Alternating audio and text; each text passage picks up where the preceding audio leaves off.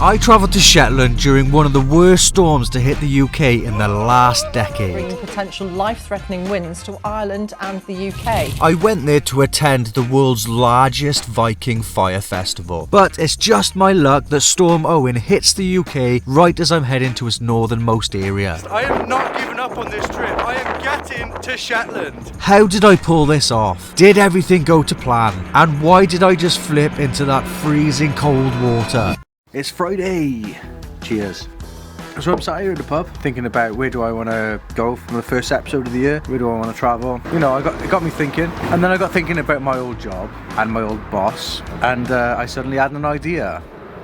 I'm in Shetland! I've been wanting to come to this island for a long time, guys. Now I'm here at the perfect time of year because the last Tuesday of every January is Up Helly Aa, which is a Viking fire festival because Shetland are in touch with their Viking roots. Good on them. Let's go and check it out. But before we do that, let's rewind a few days to where this journey began. Because getting to a tiny island in the North Sea during a record-breaking extratropical cyclone was an adventure all in itself.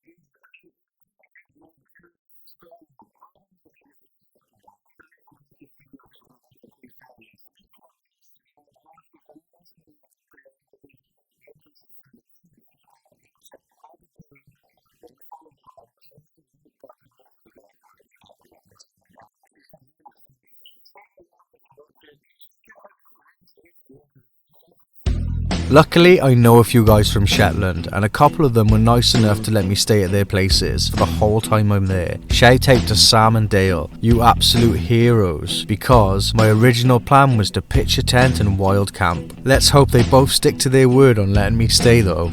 Because I actually realised when I was on the bus that I forgot to pack my tent. So I've got no backup plan. I've got my sleeping bag and my blanket. So yeah, my original plan was to wild camp. I didn't think I would know anybody in Shetland, of all places. But I thought, you know, I'll try my luck. So I put on Facebook, anyone I know from Shetland? Turns out I met a group of boys in Iceland, like, I don't know, like 8 years prior. And obviously I remembered them, a group of Scottish boys, but I didn't remember that they were from Shetland. Shout out to all you lads. It'd be good to see you all again. A good thing as well, because Sam was telling me it can get to like -10 in the winter up in Shetland. It would have been pretty cold in the tent. So I'm grateful for it. When I wake up, well, I know I'm gonna be the man who wakes up next to you. When I go out, yeah, I know I'm gonna be the man who goes along with you. If I get drunk, well, I know I'm gonna be the man who gets drunk next to you.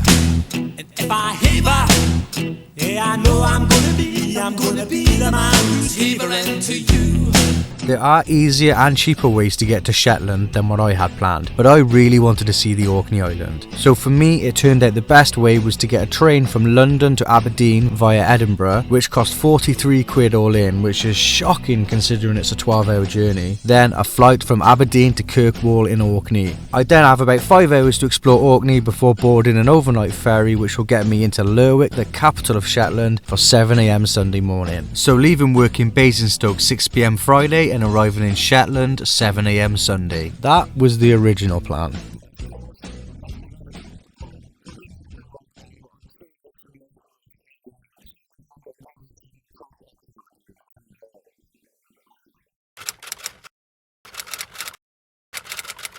And it was the next morning when I was walking to North Greenwich Station to get the tube to the coach station when I realised I forgot my ID.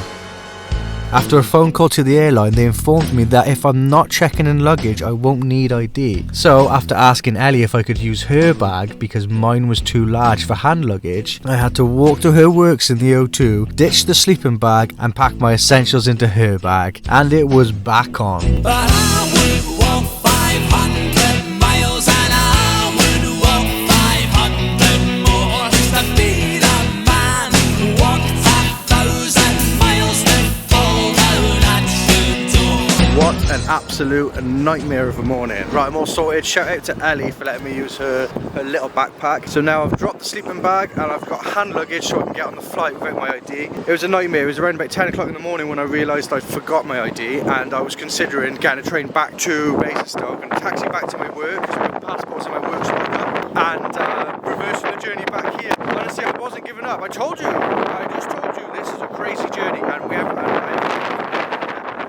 nightmare. Hopefully I don't get stranded anywhere now, because I haven't got my sleeping bag. This warm coat, this is all I've got now. Fingers crossed I don't get stranded. The sleeping bag was a last resort, but now I've lost that. It's now 11 o'clock. I've got 4 hours till I'm going to meet with my friend Alvaro. Go meet with him for a couple of hours, have a couple of beers and get that coach. Let's get this ball rolling. I've already spoke to the airline. The flight is still on. All the flights out of Aberdeen are cancelled today because of the storm, but I'm flying tomorrow morning, and at the moment my flight has not been cancelled. So again, fingers crossed. I am not giving up on this trip. I am getting to Shetland.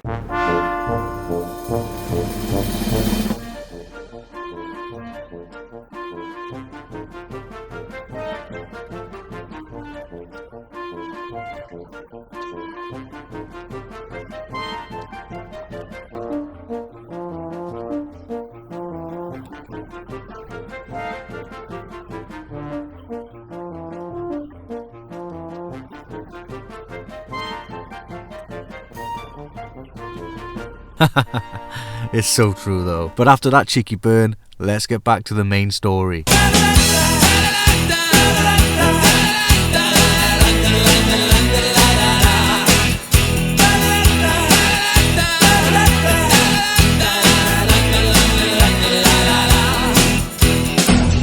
The coach company was Megabus. It was a 10-hour journey that took me directly to Glasgow with no changes. I got so damn lucky to miss the ban that Megabus had in place by just an hour. It was at this point of the journey I was so confident I was going to get to Shetland. I just needed my flight not to be cancelled. Just got to Glasgow. It's 1 o'clock in the morning. That motherfucker did that whole journey without stopping once. Made 3 stops to pick people up. Last stop was in Manchester and he did the whole thing. No stopping at the services. I haven't eaten for well over 24 hours. I'm starving. I think my bus out of here is at 3. Up until an hour ago, Megabuses, according to their website, had no buses coming in or out of Glasgow because of the storm, because of the red weather warning. So they must have just lifted that. I think it said they were stopping at midnight. So that's a good sign that my next coach is going to be going to Aberdeen, because that leaves in 2 hours time.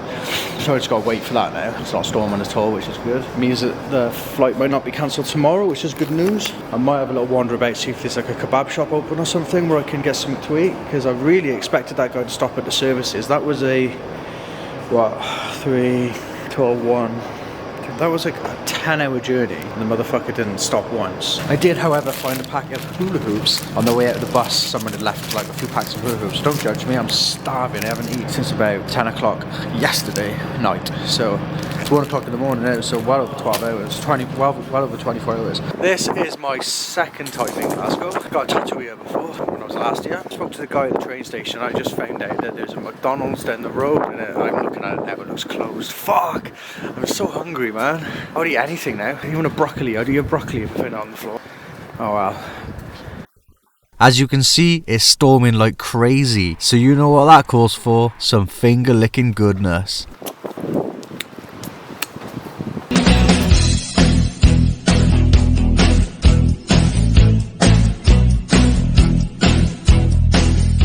It's my first time in Aberdeen. 6 o'clock in the morning. My bus is at 6:30 and it goes from here and it takes me directly to the airport. The bus is in 10 minutes. Not sure what time it gets me there, maybe 7ish. And my flight, providing it hasn't been cancelled, is at 10. It's all coming together pretty well.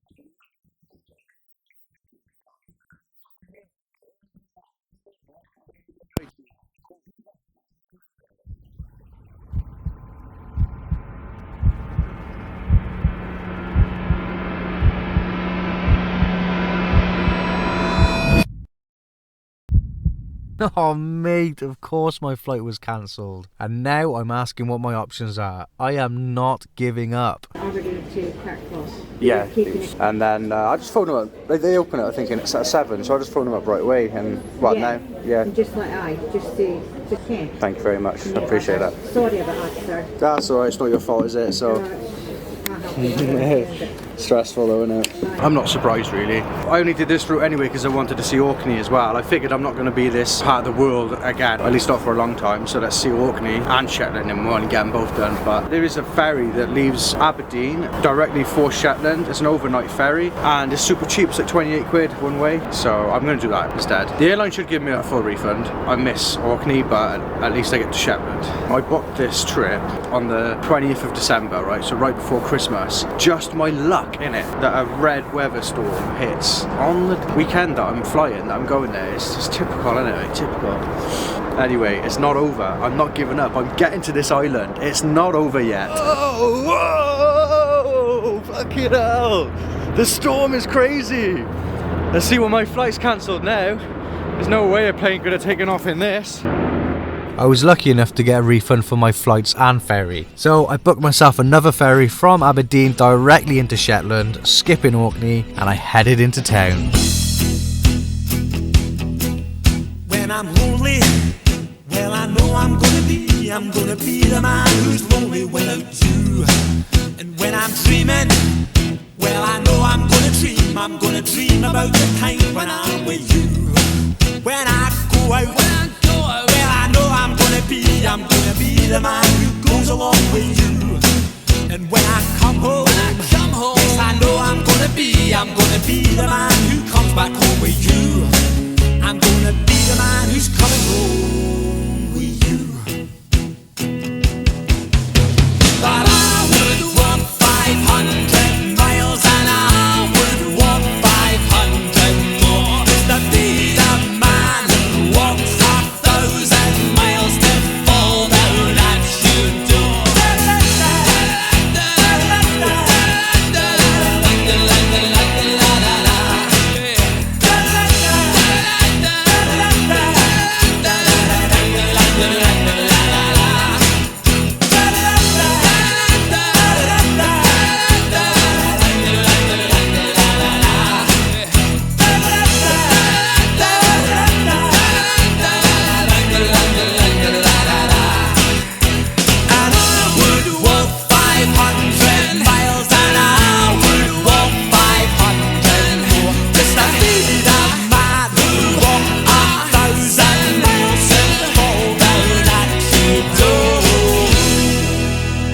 I didn't bother paying for a cabin or a seat on the ferry. The seats were only £3.50, but I didn't see the logic in paying money to sleep uncomfortably sat upright when I could stretch out on the floor for free right next to a plug socket. Seems like I started a trend too. Morning everybody. Still on the ship, just outside of Shetland, maybe half an hour. 14 hours this ferry was. So we had a lovely sleep, much needed, because the sleep the night before on the coach was horrible. I had 3 hours, I was knackered. I had to walk around Aberdeen and stuff on just 3 hours sleep. I was absolutely fucked, honestly. So I didn't get much footage of me like getting on the ferry or anything because I was running late. I was walking to the ferry port at around 4:25. The ferry's meant to leave at 5, but also I got an email saying it's probably going to be late because of the storm. So I wasn't rushing. I was like, you know, I haven't got a car, it's just me. And I got a phone call from them saying the ferry's waiting, like everyone's there except for me, and like I need to get there. The ferry don't leave for 35 minutes, it was about a 10-minute walk away, so I was like, right, I'll run. And I got my hoodie on and my coat. So I'm running through Aberdeen with this in my bag, fucking huffing and puffing. Get to the ferry port and they were literally at reception, had my ticket ready. They didn't even want to see my boarding pass. I couldn't have been anyone. They just said, what's your name? I was like, Craig. I was like, good, that's good enough for me. Here's your ticket. Gave me my ticket and said, you got to go up the stairs and run along the boardwalk. Go, go, go, go, go. They're waiting for you. And I'm like, okay. Good morning, ladies and gentlemen. Just getting towards the boat, and I'm like, right, I'm gonna have a rest now. I'm here. I've got my ticket. I'm here. Getting towards the boat, and I pull my phone out, and I start to like film a bit of the boat, and I'll show you the clip now. And you hear the guy, one of the guys who works there, like really angry. He goes, "Hurry up!"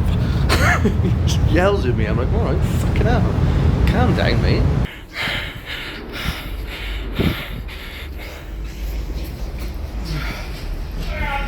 rude bastard. He ended up leaving 15 minutes early. We left at 4:45. Don't know what he was screaming for. Anyway, let's get to Shetland.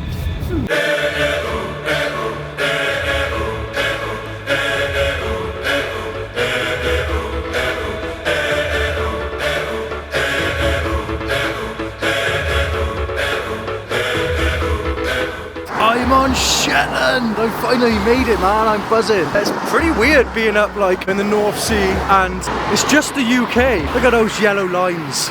It's just the UK. It's really weird, man. I travelled over 14 hours on a boat to get here. I'm not even counting the coach travel, and I haven't even left the UK. It's weird, man. It's really weird, but it's nice and cold. I love it. The plan now is to get to Sam's house. Sam's one of the guys I met in Iceland. It's 7 in the morning now. He's awake. He just said to me to get a taxi to his, and he's gonna sort of breakfast out for me. He's really sorted me out. So that's the plan now. Get to his. I'm well rested. I had a really good sleep on that floor last night. So yeah, and then we'll take it from there. I got another packet of crisps on my way off the ferry. It must be a Scottish thing to take a bag of crisps. If you ride with us, you get a free bag of crisps. This time I got cheese and onion Walkers. What a find. Someone just left them on the table, man. So I'm like, right, I'll have them. It's my breakfast. Is it for Craig, this one? Yes. Yeah, cool. I'm going to, did I say it right? Yeah, of course you know. Proper Norwegian name, that, isn't it? It is. Alright, I made it to Sam's in the end. I've had a shower, first shower in days as well, and freshened up. Now we're going to go checking out Lerwick. It's Sunday today, so there's no bus services, so tomorrow is when I'm going to go proper out in the sticks a bit more and do a little bit of exploring, get myself to the twat sign as well and film the intro to this video. And then the day after that, Tuesday, is Up Helly Aa, so I'm looking forward to that. I was left to my own devices. Many days fell away with nothing to show, and the walls kept tumbling down in the city that we love. Grey clouds roll over the hills, bringing darkness from above. But if you close your eyes, does it almost feel like nothing changed at all? And if you close your eyes, does it almost feel like you've been here before? On the night of Up Helly Aa, the torchbearers will have their torches lit at Town Hall. There will be almost 1,000 of them. Carrying their torches, they'll march through the streets. Up on the scaffolding there is where the band will be. They'll then come in through the gate and into the park. The galley will be parked right in the centre there, while all 1,000 torchbearers squeeze into the park and march around the galley in some awesome formation, before throwing their torches in and setting it alight. All that's coming up, and it's awesome. I'll explain all about Up Helly Aa and how it works in greater detail later on in the video. This is Marlex, one of the more popular bars in Lerwick. If you're after a banging breakfast, make sure you head to the Harbour Cafe, and if you need a boost, head to the Noost, another popular bar in Lerwick.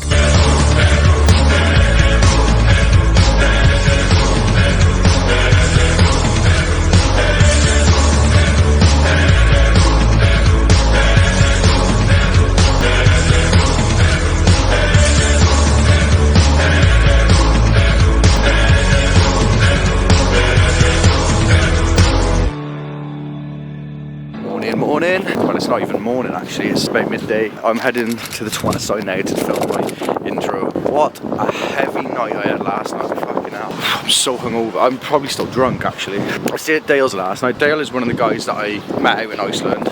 Absolute legend. He took me out and showed me the town last night, and he set up an air mattress for me and stuff, so I crashed at his. Tomorrow is Up Helly Aa, so today I'm going out into the countryside. I'm going to explore, you know, see the proper beauty of it. I lost my hat last night as well, which is a shame because I don't like my hair, so you're going to have to deal with it, guys.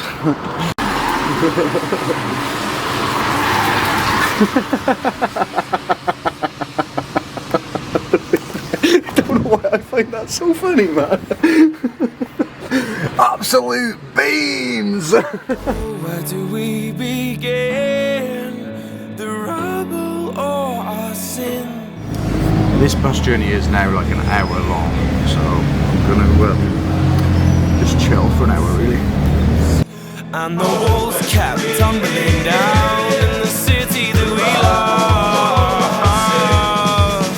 Great clouds roll over the hills, bringing darkness from above.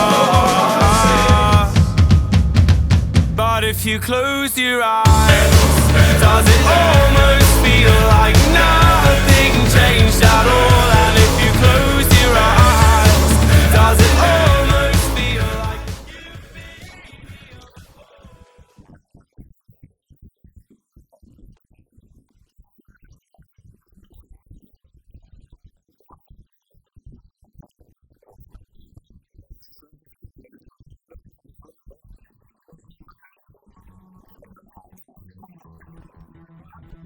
Like a typical tourist, I headed up to see the twat sign real quick. I filmed my intro and then I walked about 3 miles back along the road towards a pier I saw out of the bus window on the way past. Look at that. They start walking away when I approach because they know I'm Welsh.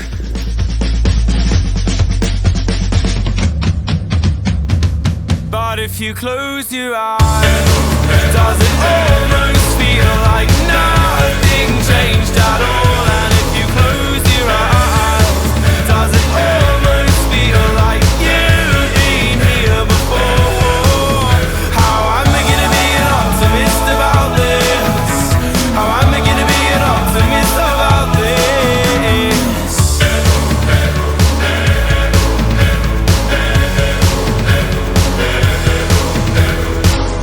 So I made the backflip off the pier. It's cold. I'm just getting changed now into my swimming shorts. I'm just going to get this over and done with. It's going to be really, really fucking cold, man. I kind of love that shit, man.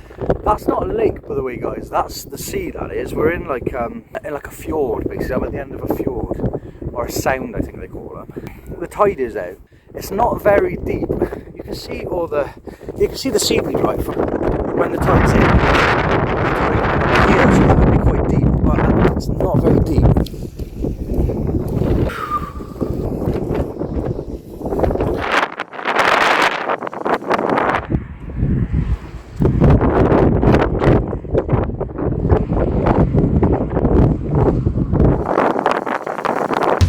But if you close your eyes, does it almost feel like nothing changed at all? And if you close your eyes, does it almost feel like you've been here before? Yes! Fuck yeah, man! I didn't think I pressed record, and the whole time swimming back and walking back here, I was thinking, fuck, I didn't press record. I'm going to have to do it again. And I would have done it again.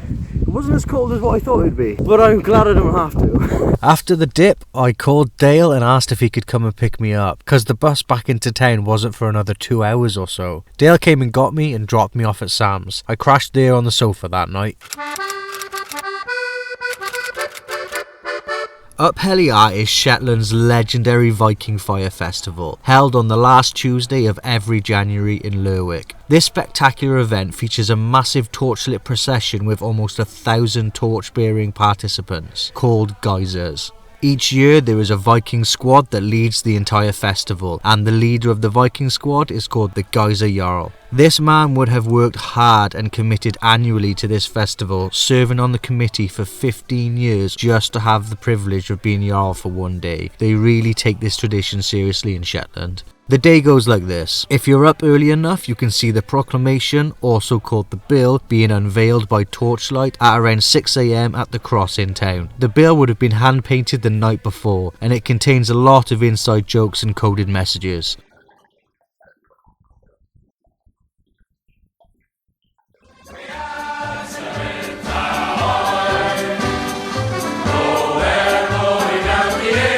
Then there will be the morning procession, with the Geyser Jarl and Jarl squad, who spent the previous year making their suits, shields, axes and helmets just for this day. They will march around town with a galley, which was also handmade throughout the previous year. Afterwards, the entire squad pose on the galley for photos. Not much happens throughout the day until the evening procession.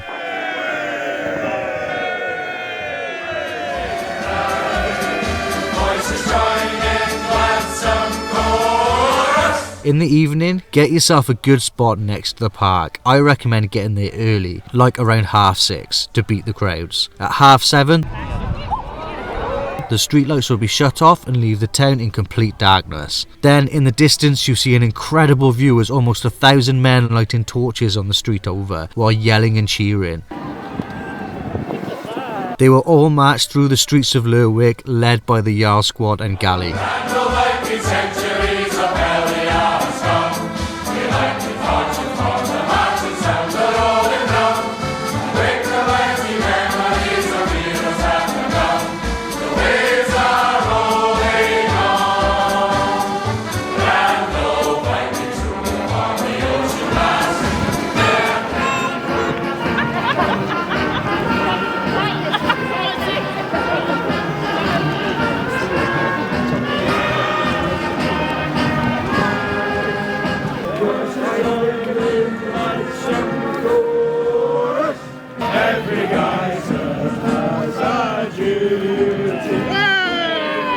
Now, if you're expecting all 1,000 of them to be dressed as Vikings, like I was, then this might come as a surprise. They're all dressed up in hilarious outfits. If you're from Shetland and you see yourself in this video, leave me a comment, guys, and let me know.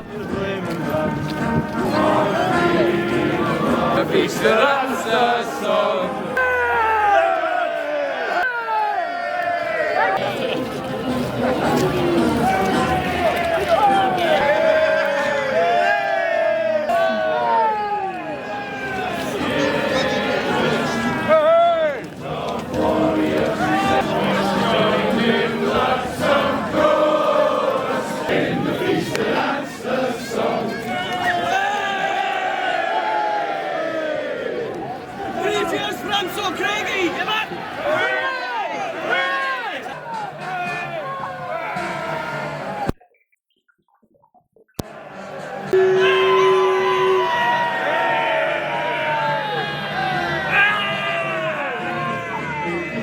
Once they've marched the streets, they go into the park and stop the galley in the middle. All the geysers then squeeze in with their torches and march around the galley before the highlight of the night, the dramatic burning of the galley.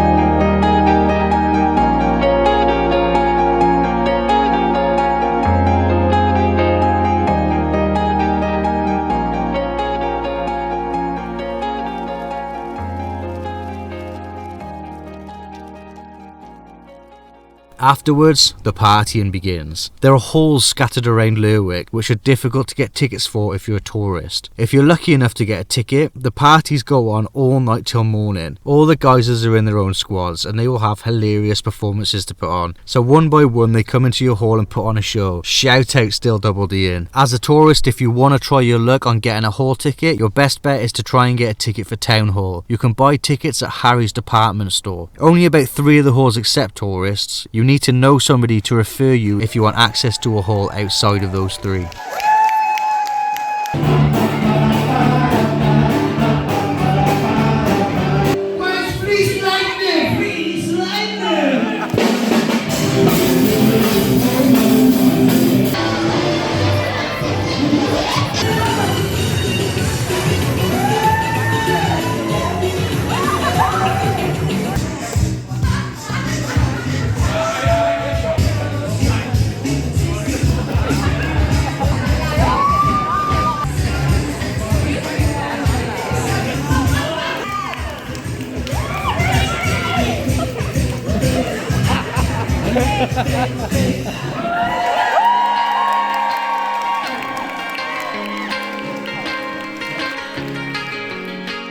Thank you for watching the video, guys. I really hope you enjoyed it, and as always, if you did, please give it a thumbs up and help me out. I want to give a massive shout out to Sam, Dale and Jason. I can't thank you all enough. Without you guys, my experience of Shetland and Up Helly Aa would have been completely different. Cold Septembers, the distances we covered, the fist fights on the beach, the busies round us up, do it all again next week. An embryonic love, the first time that it's scarred. Embarrass yourself for someone, crying like a child. And the boy you kicked Tom's head in still bugs me now. That's the thing, it lingers.